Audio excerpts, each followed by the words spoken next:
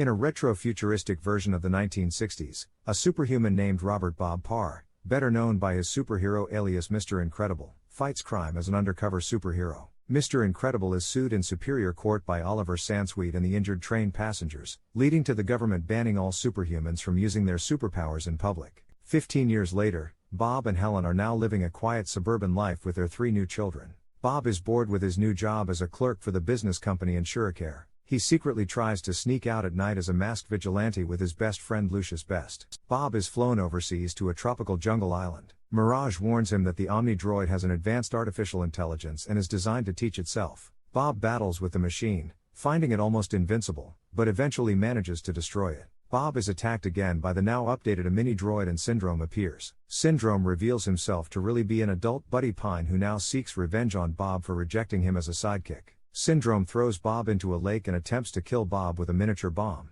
but Bob escapes. Bob finds that Syndrome has been secretly planning and thus far succeeding in a mass genocide scheme known as Operation Kronos. He has been testing previous Omnidroid replicas via killing past superheroes and has plans already to kill Helen. Helen notices the tear in Bob's costume and visits Edna to have it mended. Edna shows Helen all the suits she has made for the family. Helen takes the new suits home and borrows a jet from her longtime pilot friend, Snug Porter, and uses it to pursue Bob. Helen shifts her body into speedboat shape, and manages to bring her children to the island. Overnight, they camp in a cave, and Helen leaves to find Bob, telling the kids that they must use their powers in case of emergency. The kids eventually escape the cave by morning, after realizing it was part of a volcano. They are picked up by Syndrome's henchmen who they battle with. After Bob is freed by Helen and Mirage, they join their kids into the battle. Seymour is jealous that the Incredibles are now accepted by the public as superheroes despite the law, and he vows revenge. Syndrome reveals his evil plan to the family, that he will become the hero he dreamed of being by pretending to save the world from his own creations. The family move to a motel.